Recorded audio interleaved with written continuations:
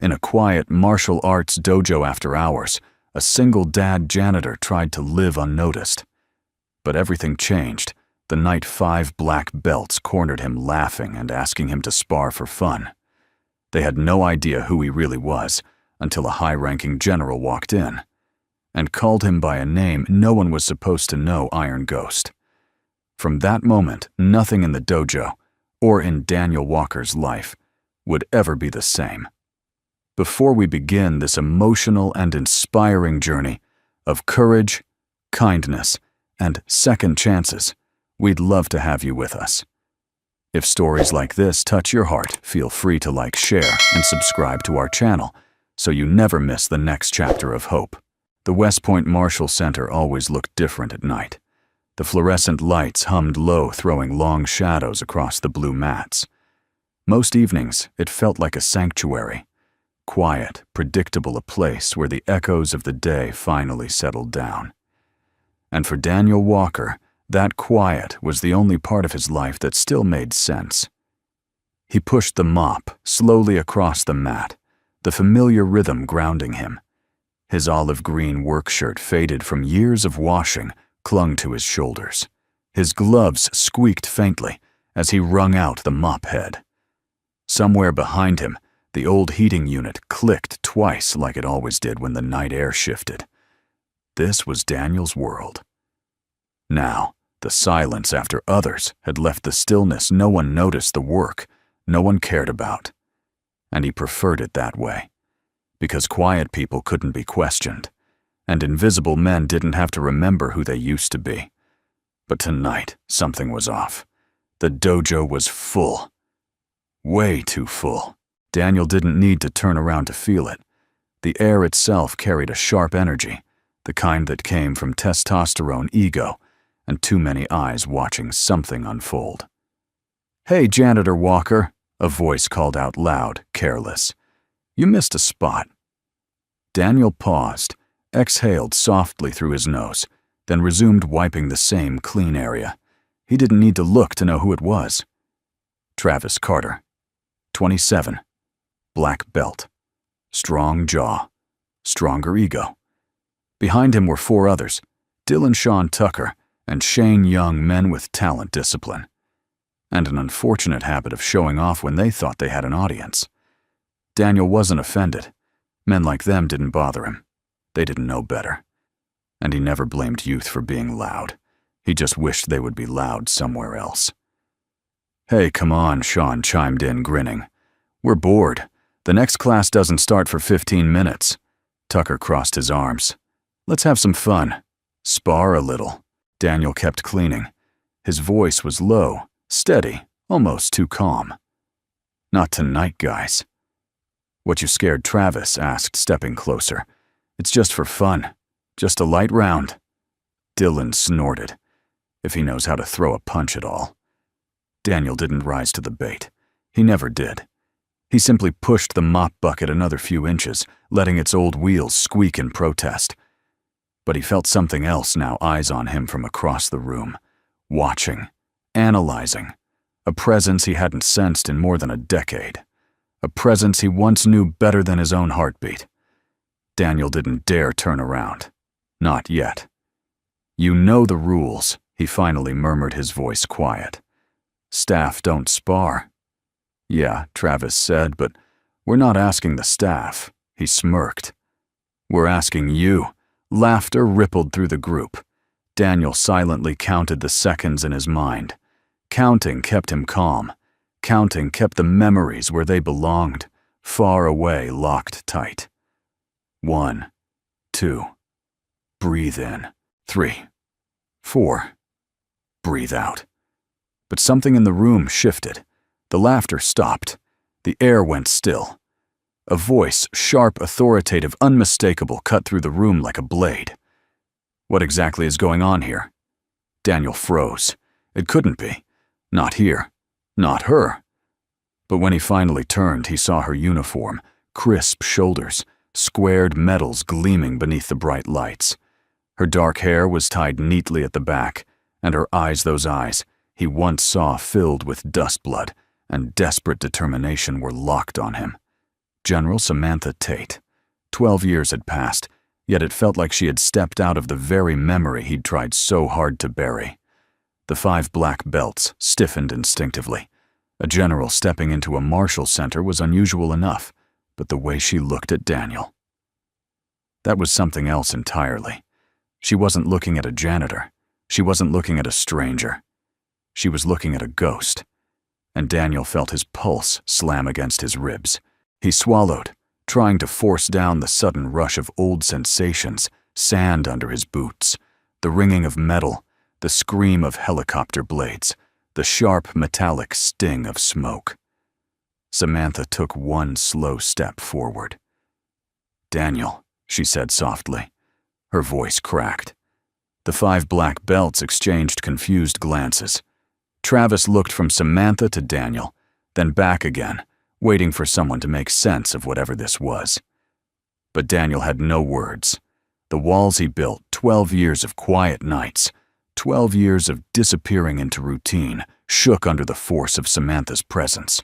Her uniform, her voice, her memory. It was like someone had ripped the lock off a door inside him, and everything he'd buried surged upward. Samantha kept searching his face, breath unsteady. Then she whispered the 2 words he feared most. Iron Ghost. A ripple of shock tore through the dojo. Dylan's jaw dropped. Shane's arms fell to his sides. Tucker's mouth formed a silent. What Travis took half a step back, confusion washing over his expression. But Samantha didn't notice them. Her entire world had narrowed to the man standing before her with a mop in his hand and ghosts in his eyes. Daniel felt his throat tighten. Not here. Not in front of these kids. Not in this room. Not after everything he sacrificed to disappear. But some truths had a way of clawing their way back into the light. And Daniel Walker, Iron Ghost, was no longer invisible. Samantha exhaled shakily, hand-lifting, as if she wanted to reach out but didn't dare. "It's really you," she whispered. Daniel didn't answer. Couldn't answer. He just stood quietly, painfully, as the world he'd tried so hard to escape found him again. And across the dojo, 5 black belts, who only minutes ago wanted to spar for fun, stared at him with dawning realization. They hadn't been teasing a janitor. They had been provoking a legend. For several long seconds, no one moved. It was as if the air itself forgot how to breathe. The noise, the teasing, the restless energy of the dojo, all of it vanished the moment General Samantha Tate spoke that name. Iron Ghost, a name that wasn't supposed to exist anymore. A name Daniel had sworn he would never hear again. The 5 black belts stood frozen in a half-circle, their expressions shifting from confusion to disbelief. They glanced at one another, as though silently asking the same question. What kind of janitor has a call sign? But Samantha wasn't looking at them. She was staring straight at Daniel, her eyes usually precise and controlled like a seasoned military commander, now carried something raw, shock, disbelief, and beneath it all, something Daniel couldn't let himself interpret. He didn't want to. He couldn't afford to. Daniel cleared his throat, the tiny sound unnaturally loud in the stillness. "General Tate," he said quietly, "you must be mistaken." His voice was steady, more steady than he felt. Inside, his pulse raced beating against his ribs like a warning. Samantha shook her head slowly, almost heartbreakingly. "No," she whispered. "I'd know you anywhere." Daniel stiffened. The black belts looked between the 2 of them, stunned. Travis swallowed loudly, his bravado faltering. "Wait, General," he said cautiously. "Iron Ghost. Is that like some kind of code name?" Samantha didn't even blink. Her answer cut through the room with military precision. "It's a classified call sign," she said. "And it belongs to one of the most elusive operatives the Triad ever deployed." The room erupted into a sharp collective inhale. Daniel closed his eyes briefly, not because he was afraid of his identity being revealed, but because hearing Samantha speak those words again made the past crash down with a force he wasn't prepared for. Dylan took a hesitant step forward, voice cracking. "You're telling us he's like a real special ops guy?" Samantha finally turned to the group, regaining the composed steel of a commanding officer with each breath she took. "Not just special ops," she said. "He was part of Triad Ghost Division. Black level clearance, 0 public record, 0 margin for error." Tucker's mouth dropped open. Shane muttered. Holy Samantha raised her hand sharply, and he shut his mouth mid-word. The command presence of a general was not something you challenged. Travis stared at Daniel as if seeing him for the first time. "But he's a janitor." Samantha's jaw tightened. "Men like him don't retire to become executives," she said quietly. "They disappear. On purpose." Daniel took a slow breath. Too slow. Too controlled. He felt like a mirror cracking. "Samantha," he murmured before catching himself. Her eyes flicked toward him at the sound of her name leaving his lips again. 12 years had passed, but the familiarity in that one quiet word still hit her like a punch. He quickly corrected. "General Tate." But it was too late. Something flickered over her face. Something soft. Something pained. Something unmistakably personal.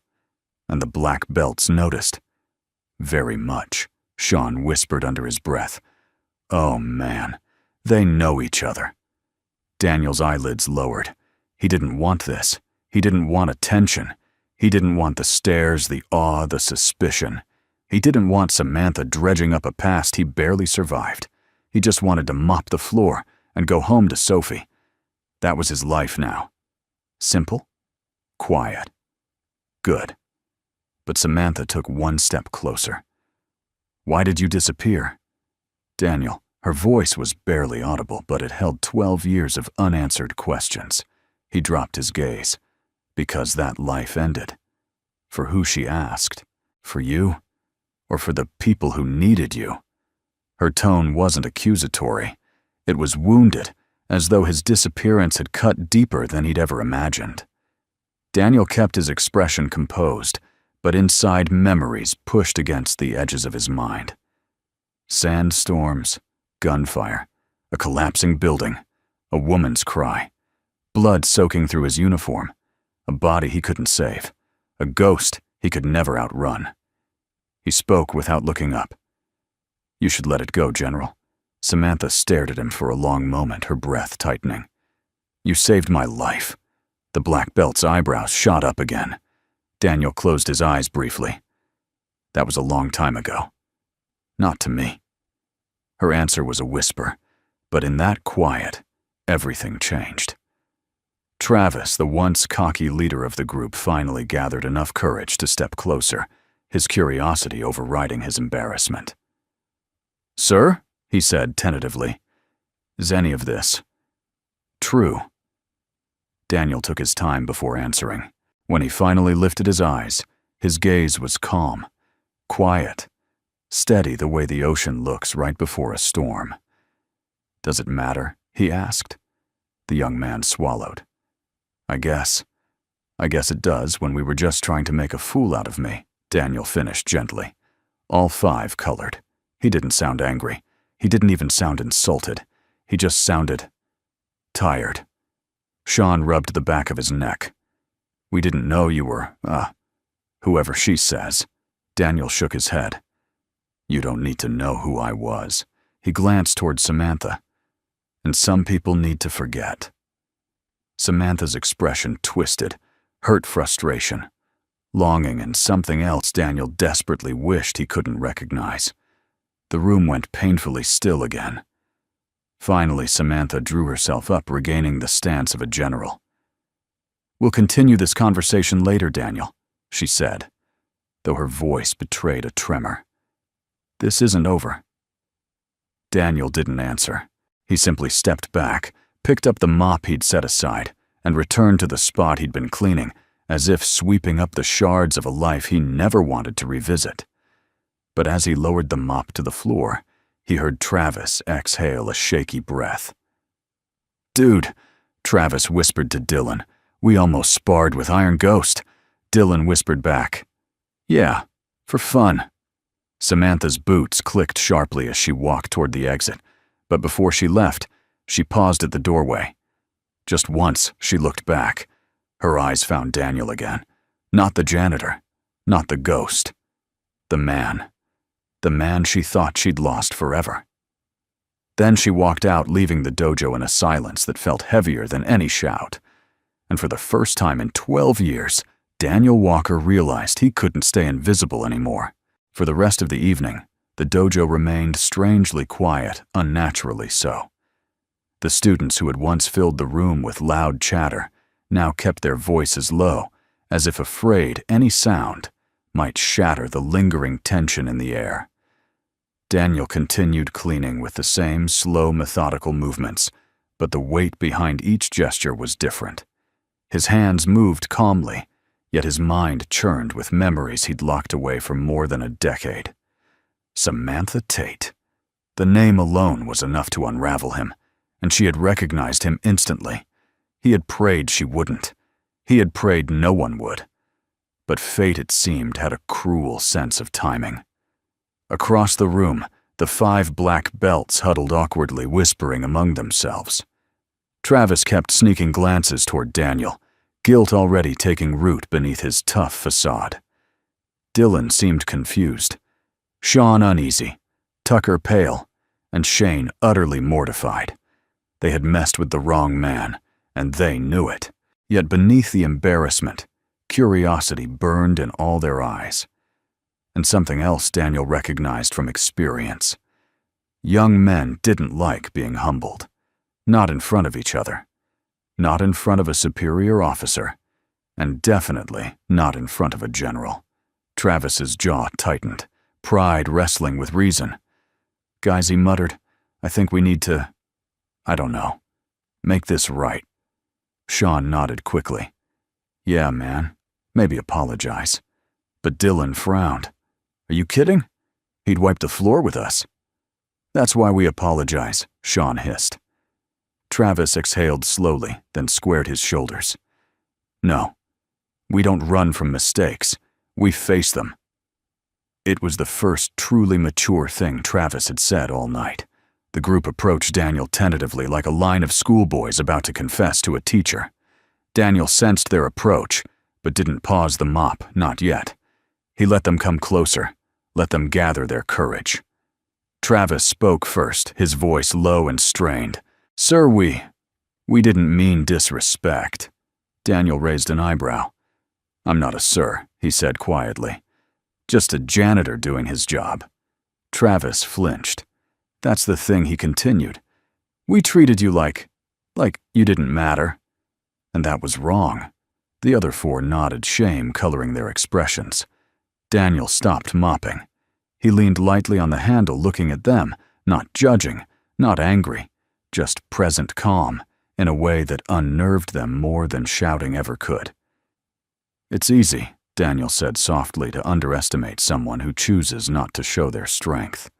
The 5 young men exchanged a look. Daniel continued. "But strength isn't proven by winning fights. It's proven by knowing when not to start one." The weight of the words settled over them. Shane swallowed. "So, you really aren't mad?" Daniel shook his head. "No. But I won't spar with you." Relief washed over them until Travis's pride stepped forward again. "But if you did spar?" Travis asked carefully, "Would you go easy?" Daniel met his eyes, steady, unreadable. "I always go easy." A shiver rippled through the group. Before anyone could respond, the dojo door swung open with a sharp metallic groan, and General Samantha Tate walked back in. Her entrance cut through the room like a cold wind, and all 5 black belts straightened instinctively. Daniel's spine stiffened. He hadn't expected her to return, not so soon. Samantha crossed the dojo floor boots, clicking with the kind of authority no one could ignore. But her eyes weren't on the students. They were on Daniel. Travis cleared his throat nervously. General Tate, ma'am, we were just apologizing to Mr. Walker here. That's good, Samantha said simply. Because you needed to. Her tone left no room for doubt. But she added, it appears you still have something you want to say. The young men froze. Daniel felt the warning in her tone, subtle but unmistakable. She knew pride when she saw it because she had once commanded men full of it. Travis swallowed again. Ma'am, I just thought that maybe, spit it out, Carter, Samantha said. He took a breath as though bracing for impact. I thought maybe Daniel Mr. Walker might spar one of us. You know, respectfully this time. Daniel inhaled sharply. Travis, he murmured. I said, I know. Travis' interrupted voice, shaky but determined. You said no, and I respect that. But I just want to understand how someone like you moves. There's something to learn from everyone, especially someone like you. That at least was honest. Samantha turned to Daniel. Her eyes held something complex, concern, recognition, and something that felt dangerously close to encouragement. She spoke softly just for him. You've been hiding long enough. Daniel's breath caught. Her words struck deeper than he wanted them to. Samantha stepped closer, her voice low but firm. You ran from the past. You hid from what happened. I get it. But you can't hide forever, Daniel. He clenched his jaw. General, he whispered, this isn't the time. Maybe it is, she said. Their eyes locked, memory flickered between them. Smoke fire, a falling building, her hand slipping from his. Daniel looked away first. Travis took one hesitant step forward. Mr. Walker, if you're willing. Daniel turned his gaze back to Samantha. She didn't speak. She didn't push. She only held his eyes, silently urging him. Stop running. Then Daniel exhaled slowly, the kind of breath a man releases when he decides to step into something he's feared for too long. He set the mop aside, walked onto the mat, and faced Travis Carter. Only one round, Daniel said calmly. No strikes, no harm, just movement. Travis nodded eagerly. Samantha watched, eyes sharp, heart unsteady. Daniel bowed lightly. Travis mirrored him.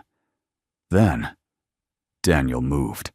Not explosively, not aggressively, but with a quiet grace that felt like wind folding around a mountain. Travis stepped forward, and Daniel was gone. A breath later, he was behind him. The entire dojo gasped. Daniel didn't strike, didn't push, didn't even touch. He simply redirected. Every attempt Travis made dissolved into nothing. It wasn't a fight. It was a lesson, a demonstration of control so profound it clipped the ego clean off a young man without injuring him. Travis stumbled forward off balance, and Daniel placed 2 fingers gently against his shoulder. Just 2. It was enough. Travis hit the mat flat on his back with a thud that echoed across the room. Silence. Every pair of eyes widened. Samantha's heart pounded. And Daniel Walker, Iron Ghost, stood over the fallen black belt with a calm, almost sorrowful expression. Now Daniel said softly, Do you understand why I don't spar for fun? No one in the dojo doubted him anymore. For a moment after Travis hit the mat, the dojo didn't seem to know whether to breathe or hold its breath forever. The 5 black belts stood frozen jaws, slack hands half raised in instinctive disbelief. Travis blinked up at the ceiling like he'd just been hit by a ghost, except the ghost hadn't even touched him. Daniel stepped back, posture relaxed, palms open. The quietest man in the room now carried the kind of presence no one could look away from. Samantha Tate felt her chest tighten. She had seen Daniel Walker move under gunfire, under collapsing walls, under impossible circumstances. She had seen him pull off the kind of battlefield miracles that defied logic. But seeing him here, just a man standing in a martial arts center somehow, made the memory sharper and more painful. Travis slowly pushed himself up, breathing hard, Not from exertion, but from total shock. What? What was that? He whispered. Daniel didn't answer. He didn't have to. The other 4 black belts moved instinctively to form a loose, uncertain circle around Daniel, not aggressive, but drawn in by the magnetic force of something they didn't understand.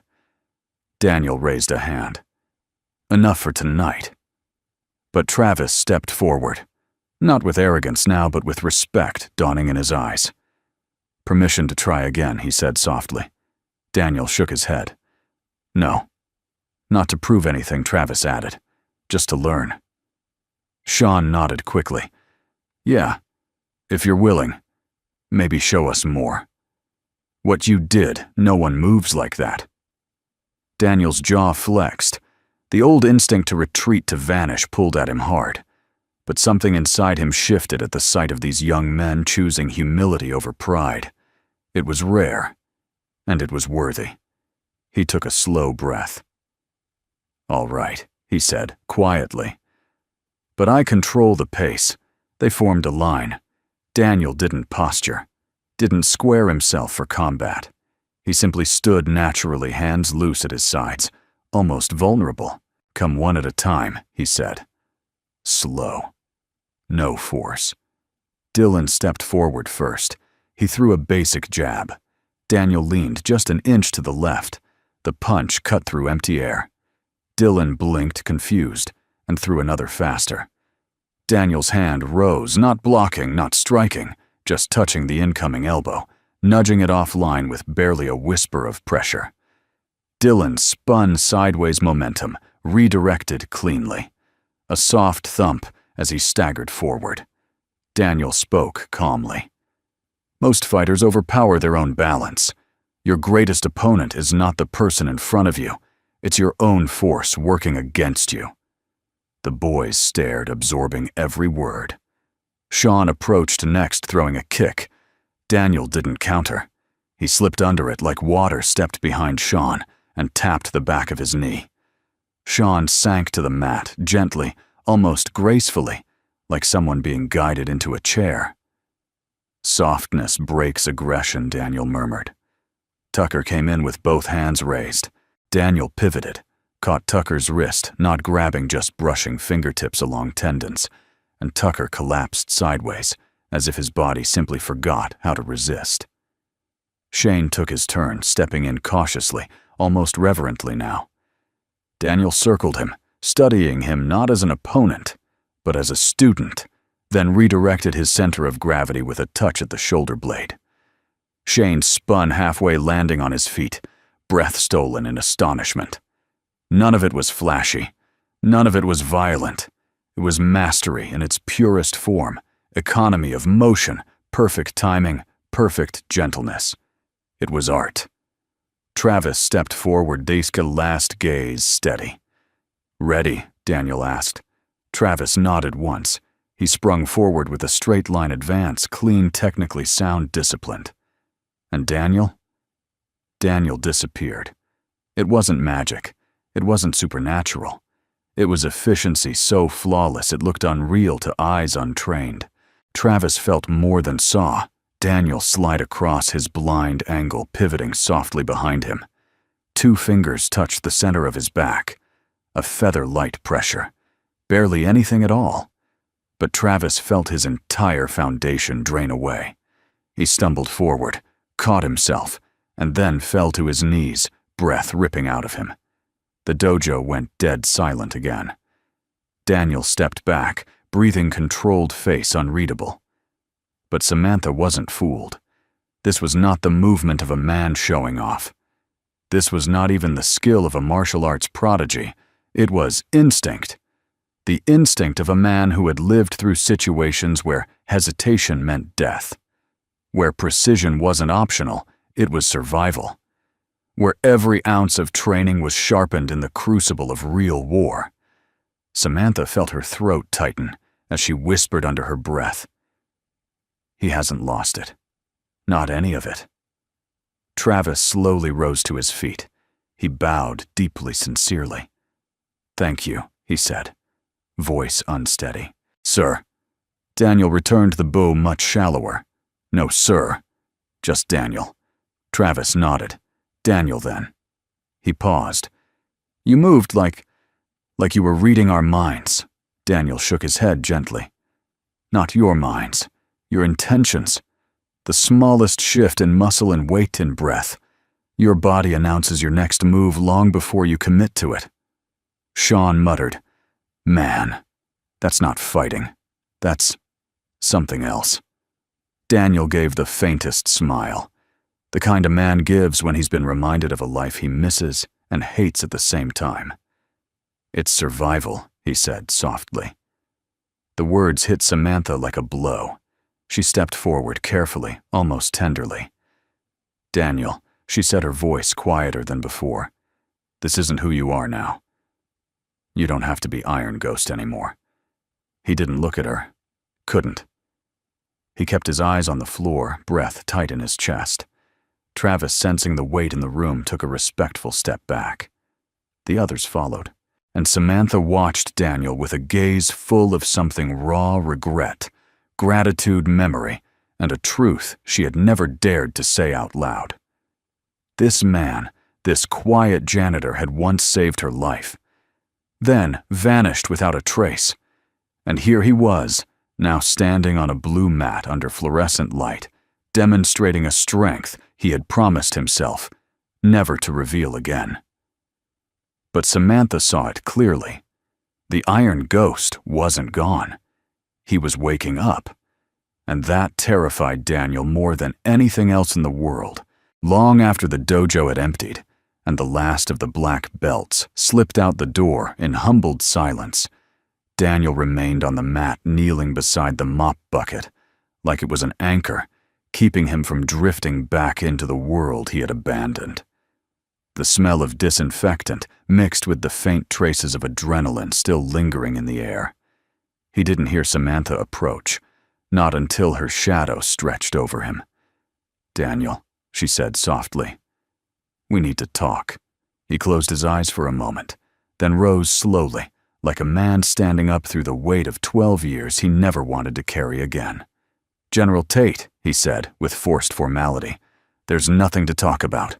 Her eyebrows tightened. "Don't do that. Don't put a wall up before I even step through the door." He didn't respond, just picked up the mop bucket and began pushing it toward the storage room. Samantha followed, not like a general, like someone who had waited far too long for answers. Inside the small equipment room, the fluorescent light flickered weakly. The walls smelled of detergent and old rubber mats. Daniel set the bucket down and leaned both hands against the counter, head bowed. "Tell me why you disappeared," Samantha said, stepping into the room and quietly closing the door behind her. Daniel didn't lift his gaze. "Because I had to." "That's not an answer. It's the only one that matters." Samantha's voice sharpened not with authority but with hurt. "You let me believe you were dead." He flinched. It was subtle, but she saw it. She always noticed the small things in him. "I didn't have a choice," he murmured. "You had one," she insisted. "You chose to vanish. You chose not to let anyone find you. You chose to bury Iron Ghost like he never existed." Daniel's knuckles whitened against the counter. "Samantha, you weren't supposed to survive." She froze. What Daniel finally turned around, and for the first time that evening, she saw the truth in his eyes. Raw, painful, unfiltered. 12 years ago, he said, voice barely above a whisper. Triad Unit Theta was sent into a compromised village north of Almasar. You know the mission. You were briefed. We weren't supposed to find civilians. But we did. Samantha swallowed memories tightening her chest. "And the explosion," she said. Daniel nodded. "We were leaving. You were evacuating wounded children." Then the second charge detonated. He paused, jaw tightening as if chewing through pain. "I pulled you down behind the wall just before it collapsed. The rest of the squad didn't make it." Samantha's breath hitched. She remembered flashes, heat rubble, someone pulling her with impossible strength, then darkness. "You used your body to shield me," she whispered. Daniel nodded again. Slowly, like admitting it cost him something. "You were unconscious," he said, barely breathing. "Radio dead. Evac team never got the signal. They pulled back to base with only the wounded they had secured." Samantha felt her heart drop.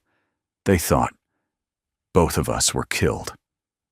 Yes, the single word hung like a knife between them. Daniel continued, voice rough. "You had no pulse when I checked you the first time. The blast. It should have taken you." Samantha took a shaky step closer. "But it didn't." "No," he said softly. "Because of luck, or faith, or something I'll never understand." His eyes drifted downward. "But I wasn't so lucky." She frowned. "Daniel, what do you mean?" He lifted his shirt slightly. A long, jagged scar crossed his left side diagonally, old but unmistakably violent. Shrapnel. Deep. Near fatal. Samantha's breath trembled. "Why didn't you come back with me after I woke up?" she whispered. "Why didn't you let them know you were alive?" He let the shirt fall. "Because I couldn't live with the blood on my hands anymore. I couldn't live with the sound of that wall crushing them. Every man in our unit died, Sam. Everyone. Except me. You saved me," she said, voice fracturing. "And lost them." Silence. A heavy, suffocating silence that filled every inch of the tiny room. Samantha stepped closer.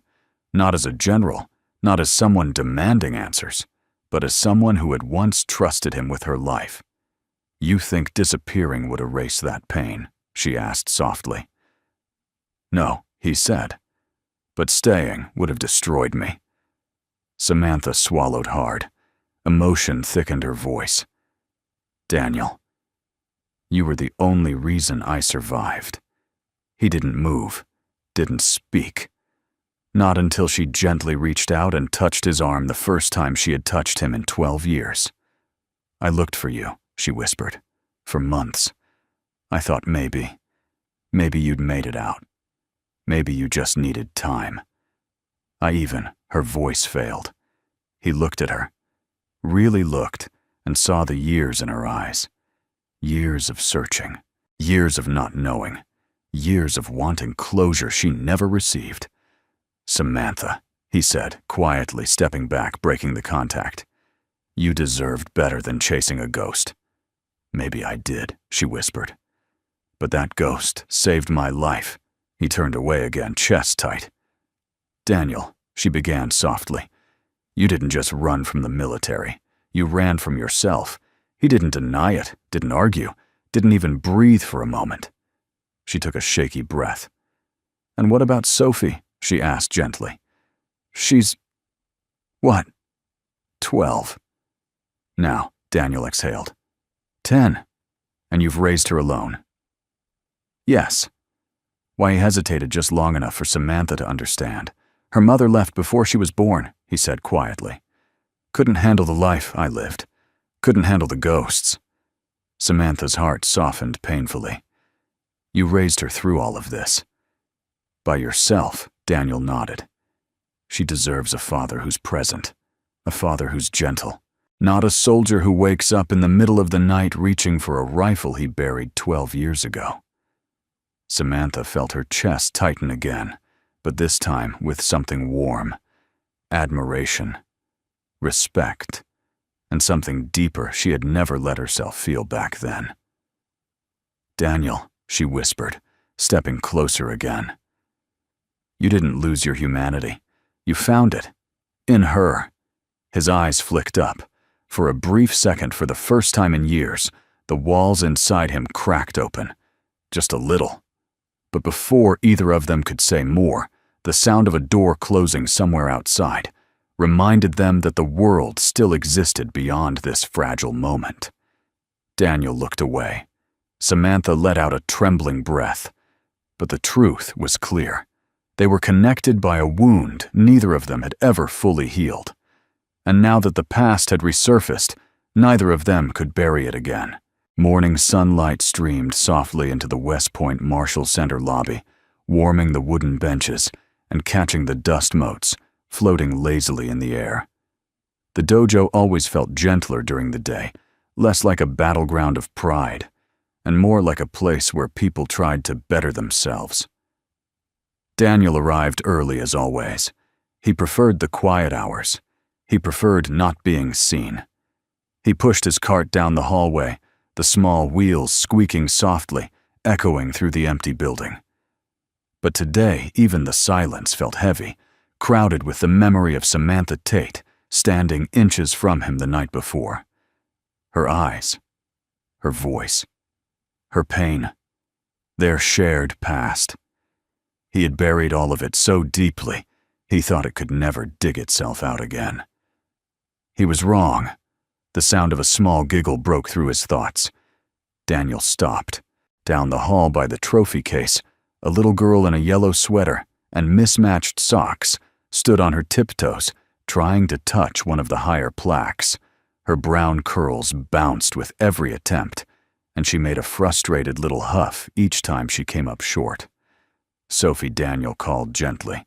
She spun around her face, brightening instantly. "Daddy." She ran to him, arms open wide, and he lifted her effortlessly. Sophie wrapped her arms around his neck, her tiny fingers grabbing his collar, as if anchoring herself to her favorite person in the world. "You're early," Daniel said, kissing her forehead. She nodded proudly. "Mrs. Thompson said her meeting got canceled, so she dropped me off." Sophie paused, eyes shining. "Can I watch the Karate Kids today?" "Please," Daniel smiled softly. "We'll see." Sophie grinned, because when he said, "We'll see," it almost always meant yes. As he set her down, someone cleared their throat behind them. Daniel stiffened. He turned. General Samantha Tate stood there, dressed in civilian clothes today, a dark navy blouse and neatly pressed slacks. Her hair was pulled back in a simple bun, making her look softer. Somehow, less like a commanding officer, and more like the woman she had been before the battlefield stole pieces of her. Sophie blinked up at her, then smiled shyly. Samantha looked momentarily startled, as if she was prepared for Daniel, but not for the small, beaming girl squeezing his hand. Daniel felt something shift inside his chest, a moment of vulnerability he hadn't expected. "This is my daughter," he said quietly. "Sophie." Samantha knelt down so she was at eye level with the child. "Hello, Sophie," she said gently. "It's very nice to meet you." Sophie tilted her head. "Are you Daddy's friend from the old times?" Daniel inhaled sharply. Samantha's gaze softened. "Yes," she whispered. "A very old friend." Sophie nodded thoughtfully, the way only a 10-year-old could, accepting an answer without needing the details. Samantha smiled at her. "Do you like this place?" Sophie nodded vigorously. "I like watching the big kids practice. They make loud sounds, but Daddy says it's okay because they're learning." Daniel felt his cheeks warm slightly. Hearing his daughter quote him always disarmed him more than any battlefield ever had. Samantha stood up again, meeting Daniel's eyes with a quiet understanding neither of them dared to voice yet. "She's wonderful," she murmured. "She's my whole world," Daniel replied softly. Sophie tugged his hand. "Daddy, can I show her the picture I drew for you?" Daniel raised an eyebrow. "You brought it." Sophie nodded enthusiastically and rummaged through her little backpack, pulling out a folded piece of construction paper. She unfolded it proudly. In childish crayon strokes, she had drawn a man with long hair and a broom, a little girl with curly hair, a bright yellow sun, and above it, me plus Daddy. Home. Samantha felt her heart twist. Daniel's throat tightened, and he crouched down beside Sophie. "It's beautiful," he said, kissing her forehead again. "Thank you, sweetheart." Sophie looked between them and smiled a knowing little smile far too perceptive for her age. "Daddy," she whispered loudly enough for Samantha to hear. "She looks like someone who cares about you." Daniel froze. Samantha blinked rapidly. Children were dangerous in ways adults never were. They saw truths without filters. They spoke them without hesitation. "Okay," Daniel murmured, clearing his throat. "Time to wash the mats. Can I help?" Sophie asked. "You can watch," Daniel corrected. "No touching the mop. You know the rule." Sophie sighed dramatically, then skipped toward the main doorway where she liked to sit with her notebook and draw. Samantha watched her go with a distant warmth, an emotion she hadn't felt in years. Something gentle. Something healing. When she turned back to Daniel, her expression shifted soft, but laced with an ache she tried to hide. "You've built a good life for her," she said quietly. Daniel nodded. "I've tried."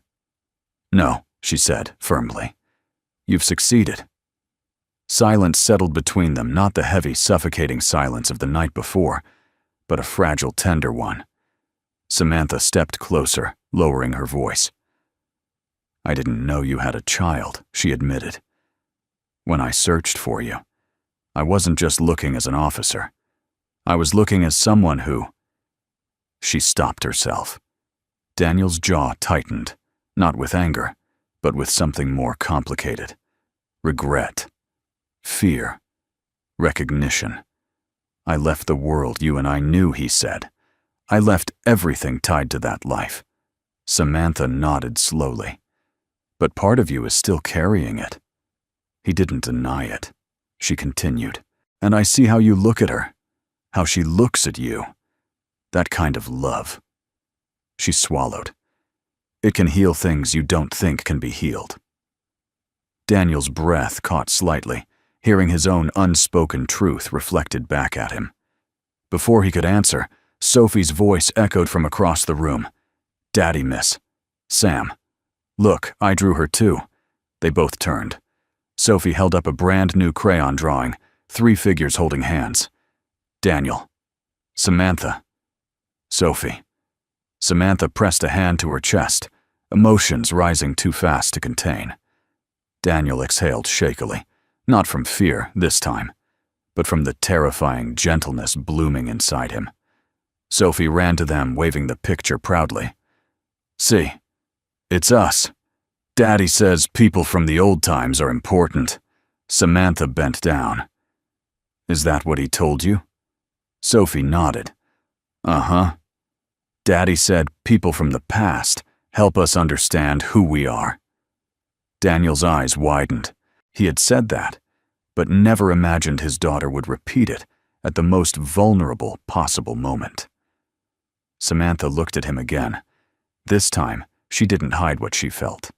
Softness, gratitude, and a deep, quiet longing. Daniel swallowed hard, because for the first time since she walked back into his life, he let himself feel it too. The dojo always grew louder in the late afternoon gloves, thudding against pads, shouts of ki echoing off the mirrored walls, shoes squeaking across polished floors. But today, beneath all the noise, a strange tension pulsed like an undercurrent. Something unspoken rippled among the instructors, as though they all sensed a shift in the air. Daniel felt it too. He swept the corner of the training mat, slowly, eyes narrowing toward the entrance. Years of instincts he'd tried to bury prickled along the back of his neck. Something was off. Sophie was in the office with the receptionist drawing quietly. Samantha had left earlier to take a call, promising she'd return in a little while. But Daniel knew that tone, that careful neutrality in her voice, that subtle shift in her posture. Someone from their past had resurfaced, and he was right. The dojo doors slid open with a sharp, metallic hiss. A man in a crisp military uniform stepped inside, tall, rigid posture, silver eagles gleaming on his shoulders. Colonel Trent Donovan, a name Daniel hoped he would never hear again. The room seemed to bend around Donovan's presence, Conversations stumbled to a halt. Gloves stopped mid-swing. The students turned eyes widening with curiosity and respect. But Daniel's reaction was entirely different. His blood went cold. His grip tightened around the mop handle. Memory slammed into him like a shockwave. Donovan. Once Samantha's superior officer. Once deeply envious of Iron Ghost's quiet reputation. Once convinced Daniel's survival in the Almasar mission was undeserved. And once a man who would do anything to regain control of a narrative he felt he'd lost. Donovan's eyes scanned the room until they landed on Daniel. A slow, cold smile crept across his face. "Well," Donovan said, voice sharp as a blade. "I never thought I'd find you here." Daniel didn't respond. He didn't need to. His silence spoke volumes. Travis and the other black belts exchanged uneasy glances. They had heard whispers. They had seen the way Samantha looked at Daniel. But they had never expected another high-ranking officer to show up looking like he'd found a ghost walking in daylight. Donovan took a step forward, boots clicking like the ticking of a bomb. "You disappeared," he said, tone dripping with accusation. "Left a trail of unanswered questions. And now I find you cleaning floors in a martial arts gym." Daniel's voice was calm, too calm. "I retired." Donovan's eyes narrowed. "You don't retire from Ghost Division. You know that." A murmur spread among nearby students. Ghost Division. Most had no idea such a unit even existed. But the weight of Donovan's tone made it clear this wasn't just military business. It was shadow business. Daniel's jaw flexed. "I don't answer to you anymore." Donovan let out a cold laugh. "You never answered to anyone. That was always the problem." Behind Daniel, Travis stepped forward cautiously. "Sir, is there a problem?" Donovan didn't even glance his way. "No problem with you, son. But with him." He jabbed a finger toward Daniel, voice dropping dangerously. "There's a very big one." Daniel sighed quietly, an exhale of years spent trying to stay invisible. "What do you want?" Colonel Donovan stepped closer. "I want you back." Daniel stilled. Travis's eyes widened. Dylan whispered, Back, where Sean muttered, "Oh man, this is bad." Donovan continued, oblivious or indifferent to the whispers. "We have a high-risk op, experimental. We need someone with your skill set. Command wants you reinstated. They want Iron Ghost." "I'm not Iron Ghost anymore," Daniel said. Donovan's smile sharpened. "Funny. General Tate seems to think you are." Daniel's breath hitched, just as Donovan intended. He stepped even closer, invading Daniel's personal space with predatory precision. "Samantha still talks about you," Donovan murmured. "Still defends you. Still thinks you're some kind of hero." Anger flickered in Daniel's eyes. Donovan leaned in. "Heroes don't run away, Walker." Daniel stepped back once, just enough to create space. "I didn't run," he said quietly. "No," Donovan challenged. "You vanished. You hid. You built a life in the shadows because you couldn't face your failures." Daniel's jaw tightened. "You know nothing about my life." "I know enough," Donovan said, voice hardening. "I know you've been pretending to be something you're not. A janitor. A father," he scoffed. "You a father? You were built for war." The dojo fell utterly silent. Even the youngest students sensed the danger now. Daniel didn't move, but the temperature in his eyes dropped several degrees. He took one step toward Donovan. When Daniel spoke, his voice was low, a controlled burn. "Say anything you want about me, but you stay away from my daughter." Donovan raised an eyebrow. "Daughter? You have a daughter now." His tone was mocking, but beneath it was something darker, calculation. Daniel's fists tightened. Before Donovan could press further, the dojo doors opened again. Samantha Tate strode inside. Her presence hit the room like a command, shouted from a mountaintop. She walked straight toward Donovan, eyes locked on him with razor focus. "Colonel," she said coolly. "I didn't authorize your visit." Donovan smiled. "You never could keep me out of anything, General." Samantha stopped just inches from him. "You are trespassing," she said quietly. "And you are speaking to a civilian out of line." Donovan scoffed. "He's no civilian." "He is." Now Samantha snapped. "And he has been for 12 years. Donovan's eyes flicked between them with venomous interest. "Interesting," he murmured. "I see the rumors about the two of you weren't unfounded." Samantha's expression didn't change, but her silence was telling. Daniel felt it. Donovan saw it. And smiled. "Walker," Donovan said, stepping back toward the door, "you will be contacted. This conversation isn't finished." Daniel didn't answer. Samantha didn't blink. Donovan paused one last time at the exit. "And General, you may try to protect your ghost, but sooner or later, he'll have to come out of hiding." He walked out. The door slammed shut behind him. Silence filled the dojo like a storm cloud. Finally, Samantha turned to Daniel, her voice trembling beneath its steel. "Daniel, I'm so sorry." He shook his head. "This isn't your fault." "But he saw you," she whispered. "He saw Sophie. He knows." Daniel swallowed hard. "Then the shadows of my past," he murmured, just stepped into the light. The morning after Colonel Donovan's intrusion, the dojo held an unusual stillness.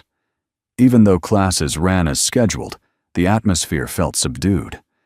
Conversations were quieter movements, more disciplined, and every now and then, eyes drifted toward the janitor, who wasn't just a janitor anymore. Daniel Walker could feel the weight of their stares, though none dared speak of what they suspected. Word had traveled fast, the way he moved, the way Samantha had spoken to him, the way Donovan had stormed in like a man trying to reclaim something lost. Whispers floated like cautious ghosts. "That janitor isn't normal. General Tate knows him. Really knows him." "Did you see Donovan's face?" He looked afraid, but Daniel didn't react. He swept the mats, cleaned the benches, refilled water jugs with the same gentle, methodical rhythm he always had. Routine grounded him. Routine kept his past at bay. Yet the past was no longer content to stay buried. The dojo doors opened with a soft chime. 5 familiar figures entered: Travis Dillon, Sean Tucker, and Shane. But today, they weren't laughing. They weren't puffing up their chests. They weren't acting like the kings of the mat. They walked in slowly, almost reverently, carrying a kind of awkward solemnity that didn't match their usual swagger. Daniel paused mid-sweep. Travis stepped forward, clearing his throat. "Daniel, do you have a moment?" Daniel nodded softly. Of course. The 5 formed a line in front of him, not quite military style, but close. Sean spoke first. "What happened yesterday with that colonel? We didn't know. We didn't know who you were, what you've been through." Tucker nodded, shame flickering in his eyes. "Yeah. We were idiots." Shane lowered his head. "We shouldn't have treated you the way we did." Dillon crossed his arms tightly, not out of defiance, but to steel himself. "We want to apologize. Properly this time." Daniel looked at them quietly. He saw sincerity.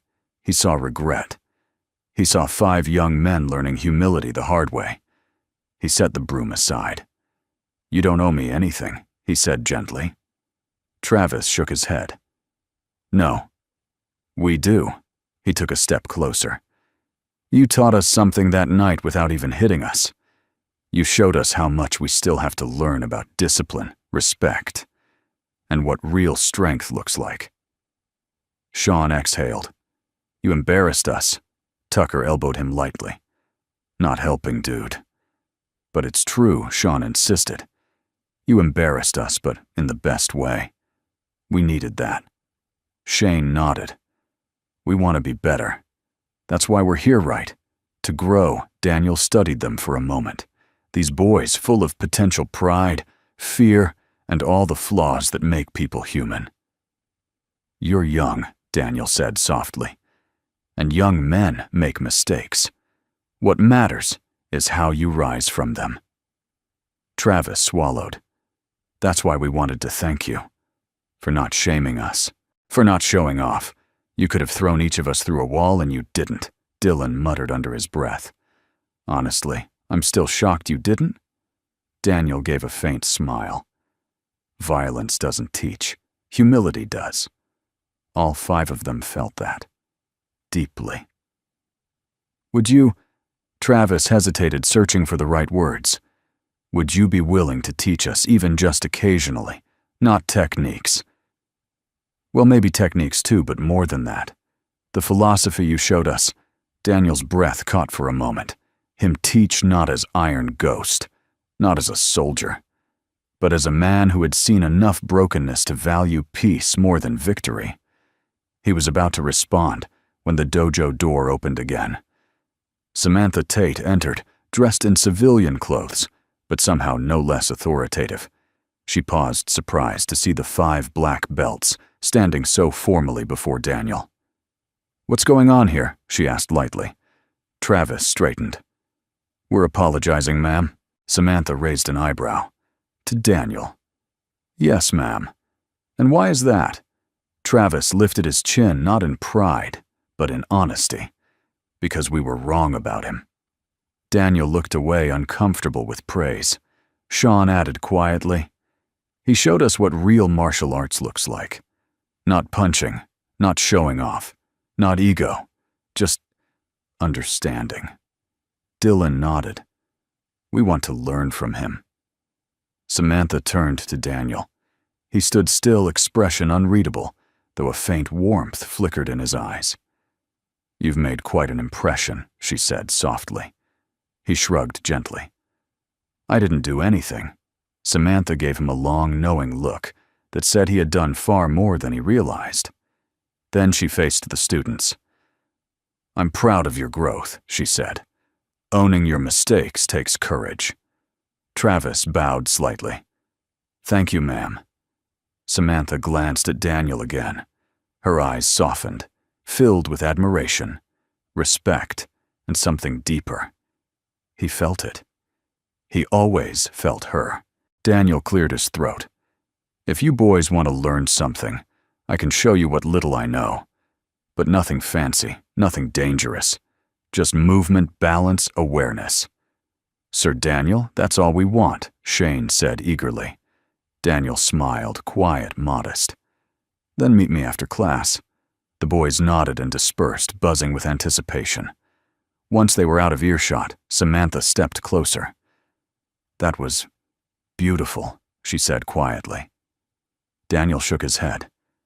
"They humbled themselves. I just listened. That's exactly why they respect you." He didn't answer. Samantha inhaled gently. "Daniel, I hope you realize something. Even after everything life did to you, even after the mission, the pain, the hiding, you haven't lost who you are." Daniel's eyes darkened. "I lost plenty. But not the most important part." Her voice lowered, almost trembling. "Your humanity." He swallowed. The words hit deeper than she could know. Samantha touched his arm lightly. "Promise me something," she whispered. Daniel looked up. "Don't let Colonel Donovan define your story. He didn't understand you then, and he doesn't understand you now." Daniel clenched his jaw. "He's dangerous." "So are you," she answered softly, "but in a different way." Their eyes met, and something electric passed between them. Old connection, old history, old feelings, resurfacing with quiet force. Daniel looked away first. Samantha's voice softened. "What you did today, teaching those boys, showing them grace, that's who you are now." He nodded slowly, and for the first time he didn't fight the warmth spreading in his chest. He accepted it, because strength wasn't just surviving the past. Sometimes, strength was forgiving the present. The sun dipped low behind the dojo's roofline, spilling warm gold across the back courtyard, a quiet space framed by maple trees and worn wooden benches. Most evenings, this area was empty, forgotten. But tonight, Samantha had asked Daniel to meet her there once the last students cleared out. Daniel stepped through the rear door, the soft creak echoing in the stillness. The orange glow of the sinking sun painted long shadows across the ground, and a gentle breeze rustled through the leaves. Samantha stood near the railing, hands loosely folded, looking out as if searching for something just beyond the horizon. She didn't turn when he approached. "Daniel," she said quietly, her voice carried softly by the evening air.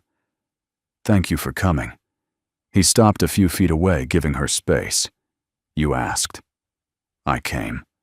Finally, she turned, and the look in her eyes, warm, heavy with memory, hit him harder than any blow he'd ever taken. For a long moment, neither spoke. Samantha broke the silence first. "I've been thinking a lot since last night," she said. "About the mission, about the years after, about you." Daniel's jaw tightened, but he held her gaze. She stepped closer, each movement deliberate, as if approaching a fragile truth. "You saved my life," she whispered. "But I never understood the full weight of what it cost you." "You don't have to," he began. But Samantha shook her head. "I do." She took a slow breath. "Do you know what I remember most clearly about that day?" she asked softly. Daniel exhaled. "The explosion." Her voice trembled. "I remember your hands, holding on to me, refusing to let go even when everything was falling." Daniel's breath hitched. Samantha continued before he could respond. "When they finally pulled me from the rubble, I was unconscious. I woke up days later in a medical tent. The first thing I asked for was you." Daniel looked away. "They told me Samantha said, her voice cracking, that you were gone, that your body had never been recovered, that the blast burned too hot to leave remains." Daniel's shoulders stiffened. "And I believed them," she whispered. "I mourned you. I carried guilt for surviving when you didn't." "Samantha." Daniel's voice was low, aching. "You don't understand," she said, stepping closer. "I didn't just lose a soldier under my command. I lost someone who mattered to me. More than I ever admitted." His breath faltered. Samantha's eyes glistened, not with tears, but with a depth of emotion she had kept locked away for years. "When the war ended," she said, "I went back to every record, every report. I looked for closure. But your name remained a ghost file, and I grieved as if I'd lost a piece of myself." Daniel finally met her eyes. "I didn't leave to hurt you," he said quietly. "I left because staying would have broken me, and I didn't think anyone needed me." Samantha stepped closer until only a foot separated them. "You were wrong," she whispered. Daniel swallowed hard. The evening breeze brushed past them, lifting a few strands of Samantha's hair. For a moment, the world seemed impossibly still. "You know what I regret most?" she asked softly. He didn't answer. "That I didn't tell you what I felt before everything went wrong." Daniel's voice was barely audible. "What did you feel?" Samantha's breath shook. "That I trusted you more than anyone. That when you pulled me from that ruin, I wasn't afraid to die. Because you were there. And somewhere inside me, I think I hoped, if we both made it out there, would be something more." Daniel felt his heart thud like a fist against his ribs. Before he could speak, she continued. "When I saw you yesterday," she whispered, "standing there with that mop. Alive. After all these years. I felt the ground shift under my feet." Daniel's chest tightened painfully. He hadn't expected this. He hadn't allowed himself to imagine this. But hearing it now after years of silence, shame, guilt, felt like someone had finally opened a window in a locked room. Samantha extended a trembling hand. Without thinking, Daniel reached out. Their fingers touched, barely softly. The contact was electric. 12 years of grief-longing fear and memory pulsed through that single fragile point of connection. Daniel closed his eyes briefly. "Samantha," he murmured, "we come from a world that tears people apart. I don't have anything left to give." She shook her head, stepping even closer. "That's not true." "You don't know what's still inside me," he said. She held his gaze steadily. "Then let me help you carry it." He exhaled an unsteady, vulnerable breath. Something unspoken passed between them, an understanding that transcended words rank or the boundaries of who they used to be. Daniel lifted his other hand slowly, as if asking permission. Samantha nodded. Their palms met fully. Warm. Real. Human. She whispered, "You're not alone anymore, Daniel." His voice cracked softly. "Neither are you."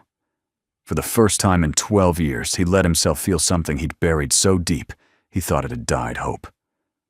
Samantha smiled. Soft, trembling, the kind of smile someone only gives once fear loosens its grip. "You said everyone in the unit died," she murmured. "But you didn't. And I didn't." She squeezed his hand gently. "Maybe that means something." Daniel looked at her, really looked. And in the fading light of dusk, framed by golden shadows, Samantha Tate didn't look like a general. She looked like a woman who had lost something precious once and refused to lose it again. He whispered almost to himself, "I don't know how to move forward." Her thumb brushed his knuckles. "Then we start small." How small, Samantha's eyes flicked down to their still interlaced hands. This small. Daniel couldn't help the faint, disbelieving smile that tugged at his lips. Somewhere inside him, a locked door opened. Not wide, but open. The sun disappeared behind the trees, leaving the courtyard bathed in amber twilight.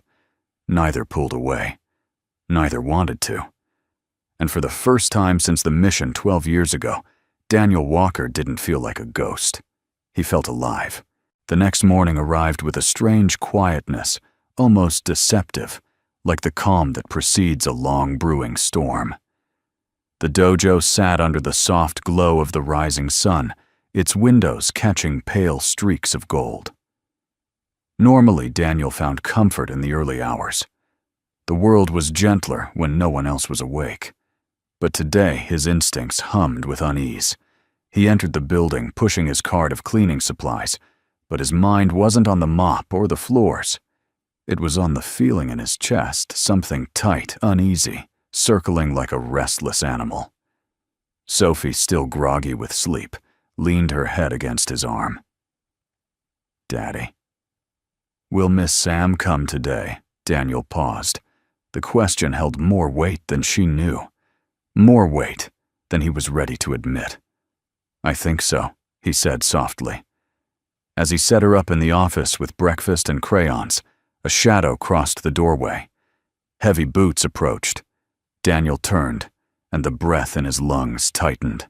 Colonel Trent Donovan stood in the center of the dojo like he owned the place. Except today, he wasn't alone. 2 other uniformed officers flanked him, both carrying folders and carrying the stone-cold professionalism of military intelligence. Daniel stepped forward, spine straight. "Colonel." Donovan smiled, sharp, predatory. "Walker." "I told you this conversation wasn't finished." Daniel didn't respond. He had nothing to say to a man who spoke only to control. Donovan glanced around the dojo, his tone light but poisonous. A nice place, peaceful, clean, almost enough to make a man forget who he used to be. Daniel's jaw tightened. Donovan stepped closer. "We have a mission. High risk. Prototype tech. We need someone with your capabilities." Daniel's voice was calm but steel-laced. "I told you yesterday I'm not coming back." "You don't get to decide," that Donovan snapped. "You were never discharged with clearance. You disappeared. Ghost or not, You are still government property. Daniel stepped forward. I am a father. I am a civilian. And I am done with that world. Donovan smirked. Are you? 'Cause your daughter seems nice. Smart little girl. Daniel froze. Instantly. His heartbeat thundered. His fists clenched. A cold fire ignited in his chest. Donovan tilted his head, satisfied at the reaction. Ah. So that's your weakness. Before Daniel could move, a voice sliced through the air. That's enough. Samantha Tate strode into the dojo with the power of a storm front. She was in uniform today, dark blue badges, gleaming presence commanding. She walked straight toward them, eyes locked on Donovan with military ice. Colonel Donovan, she said, her voice calm but soaked in authority. You are out of line, Donovan chuckled. General Tate, always the sentimental one. Samantha stepped closer until she was inches from him. Threatening a civilian's child crosses every line in the book. Civilian Donovan lifted a brow. Let's not pretend he's just a man with a mop. He is exactly that, Samantha snapped. By legal definition, by choice, and by right.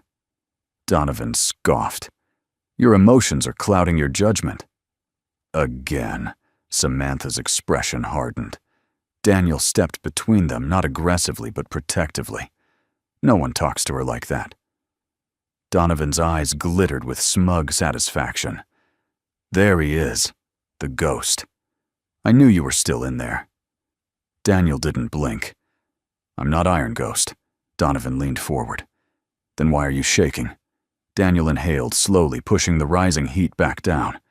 And then Samantha moved to stand beside him, not behind, not in front, beside. Equal, loyal, unshaken. Iron Ghost, she said quietly but firmly, chooses who he becomes. And he doesn't serve war anymore. Donovan looked between the two of them and let out a cold, humorless laugh. Oh, this is rich. The ghost and the general, standing together. He stepped back and spread his hands mockingly. So what now? You two think you can just walk away from everything, from duty, from the mission. Daniel exhaled slowly, and for the first time in 12 years he felt it. Not fear, not guilt, not shame, but resolve. The quiet, grounded kind born not from violence, but from choosing a different path. Daniel stepped forward, straightened his back, lifted his chin. Samantha watched, breath catching. Donovan saw it too, and his smile vanished. Daniel's voice came out calm, deep, steady. I'm not hiding anymore. Not from you. Not from my past. He paused. But I also won't be used by you again. Donovan's face darkened. Daniel continued, each word firm like iron driven into the ground. I will not fight your wars. I will not join your mission. I will not abandon my daughter. And I will not live by fear. Samantha's heartbeat thundered. Donovan stepped closer, fury tightening his jaw. You think you get a choice. You don't walk away from us. Daniel didn't flinch. I just did. Silence fell. A vast, heavy silence. Then Samantha spoke, voice sharp with command. Colonel Donovan, she said. You are dismissed. Donovan glared at her. You don't have the authority. Yes, she said coldly. I do. She pulled a folded document from her jacket and handed it to him. Effective immediately, all attempts to re-engage retired Triad operatives require oversight from the Joint Command Council, which means you have no jurisdiction here. Donovan unfolded the document. His face went rigid. You maneuvered this. Yes, Samantha said. And I did it to protect him. Donovan's eyes burned with fury. This isn't over. He turned sharply and stormed out, his officers scrambling behind him. The door slammed shut. Silence settled again this time, lighter, almost cleansing. Daniel stood still, breathing slowly, the weight of what just happened settling deep in his bones. Samantha exhaled shakily. That was reckless. Daniel glanced at her. You saved me. You saved me first, she whispered. Daniel's eyes softened, relieved, grateful raw. Thank you, he said quietly. For what, she asked. For standing with me. Samantha's expression gentled. It's where I belong. They stood together under the quiet beams of morning light, two people who had once survived war side by side, now surviving something even more fragile, hope. For the first time, Daniel Walker stood tall, not as Iron Ghost, but as a man choosing life. Morning sunlight spilled across the dojo like warm silk, brushing over the mats and wooden beams with a softness the place rarely saw. The storm had passed. Not the literal kind, but the kind that changed the course of a man's life. Daniel arrived early as usual, but today his steps were lighter. Not rushed, not weighted, just steady. Beside him, Sophie walked with her backpack bouncing against her shoulders, humming a tune only she seemed to know. Daddy, she chirped, will you show me the gentle shoulder thing today? The one you did on Mr. Shane that made him go, oof, Daniel chuckled. Maybe when you're older. I'm older now, she insisted, stretching her arms upward, as if trying to grow on command. He ruffled her hair. Nice try. As they entered the dojo, the students were already warming up. Travis and the others were practicing quietly, more focused than Daniel had ever seen them.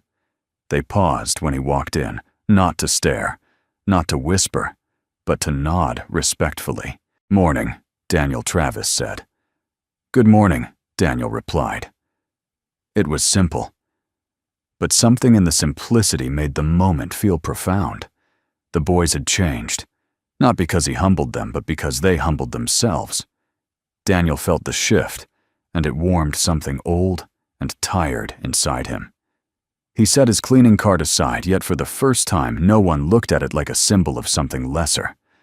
In fact, Sean rolled up his sleeves and approached. Daniel, he said, scratching the back of his head.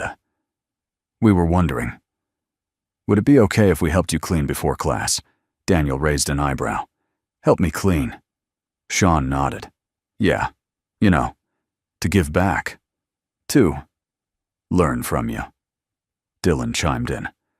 We kind of figured if you're going to teach us how you move, we should at least make your job easier. Tucker smiled shyly. We want to do it right. Travis stepped forward. It would be an honor. Daniel opened his mouth to argue reflex habit. Old instinct, but stopped. Maybe accepting help wasn't weakness. Maybe it was growth. He nodded. All right. They beamed like kids who'd passed their first real test. Sophie jumped excitedly. Daddy, can I help too? No, Mop, Daniel warned. Okay, she said, pulling out a rag. I'll do the benches. Daniel gave a helpless smile. Deal. As Sophie ran off the front door of the dojo, opened quietly, Samantha Tate stepped inside. Not in uniform today, but wearing a soft blue sweater, dark jeans, and an expression Daniel had never seen on her before. Peace. She paused as the morning light hit her shoulders, her eyes scanning the room until they found him. The warmth in her gaze was unmistakable, genuine, unhidden, and something in Daniel's chest loosened. Samantha, he greeted softly, her lips curved. Daniel. The black belts stood a little straighter, as if a superior officer had entered the room, but she waved a hand lightly. At ease, she teased. They relaxed instantly. Even Travis looked unsure whether he should laugh or salute. Samantha walked toward Daniel, pausing only when she reached him. Their proximity felt different now, no longer edged with tension or unresolved history. It felt natural. You look good, she said gently. So do you. Sophie ran over, waving her drawing from earlier. Miss Sam, look, I drew a new picture. Samantha knelt gracefully. Oh, what's this one? Sophie held up a crayon drawing a dojo. 3 figures, 1 tall man, 1 woman, 1 little girl, all holding hands. Above them were the words written in shaky handwriting, My family. Daniel froze. Samantha's breath hitched. Sophie smiled proudly. "It's us," Sophie explained. "Daddy and Miss Sam and me." Daddy said, "People from the past, help us understand who we are." "So that means Miss Sam is part of us now." Samantha blinked. Emotion flickered behind her eyes, soft, fragile, blooming like a flower finally given sunlight. She looked up at Daniel. He wasn't running from the emotion in her gaze this time. If anything, he stepped closer. "May I see?" he asked. Sophie handed him the drawing. Daniel held it as though it were something delicate, sacred. Samantha stood slowly. "I didn't mean to intrude," she said quietly. "I just wanted to see how you were doing after yesterday." "I'm surprisingly okay," Daniel admitted. She smiled faintly. "That's new." "It is." They stood together for a moment, watching Sophie join the boys, all 6 of them cleaning the benches and laughing. "You did this," Samantha said softly. Daniel frowned. "Did what you took a group of proud, stubborn young men and made them want to be better." He shook his head. "They made that choice themselves. That's what a real leader inspires." Daniel looked at her. His voice was quiet, but leveled with clarity. "Samantha, I'm not Iron Ghost anymore," I know she whispered. "And that's why you're stronger than ever." Something shifted in his chest. Heat, warmth, a sense of being seen truly for the first time in years. Samantha took a breath and spoke carefully. "I'd like to be part of your life again, if you'd let me." Daniel's heart stuttered. For once, the answer wasn't tangled with guilt or fear. It came easily. "I'd like that too." Samantha's smile, soft, genuine relieved, was brighter than the morning sun. Before either could say more, Sophie ran over, grabbed their hands, and tugged with all her tiny strength. "Come on," she giggled. "Daddy, Miss Sam. We're done. Can we go get breakfast now?" "Please." Daniel glanced at Samantha. She glanced back, and together, without hesitation, they intertwined their fingers in Sophie's. Samantha laughed softly. "I guess we're going to breakfast." Daniel smiled. Not the guarded, polite smile he gave strangers. Not the quiet, resigned smile he gave the world. But a warm smile, deep, honest, alive. As they walked through the dojo doors, sunlight spilling ahead of them like a new road being carved by the morning rays, Daniel felt something he hadn't felt in more than a decade. Hope, a future, a life beyond ghosts. Behind them, Travis whispered to Dylan, "That's the strongest he's ever looked." Daniel didn't hear it. He didn't need to. Because for the first time since he was Iron Ghost, he wasn't standing alone. He was stepping into a new beginning, with a daughter at one side, a woman who once saved his soul at the other, and a quiet, healing world finally opening its doors. Sometimes strength wasn't in the fight, or the scars, or the legends whispered behind a name. Sometimes strength was choosing love, choosing peace, choosing to live again. Before you go, we'd love to hear from you. Where are you watching from, and what part of Daniel's journey spoke to you the most? Your stories and reflections mean so much to us and to this community. If you enjoy heartfelt tales of courage, kindness, and second chances, feel welcome to subscribe to our channel so you'll never miss the next story we share. Thank you truly for spending your time with us today. Your presence here is a gift, and we're grateful you chose to be part of this moment.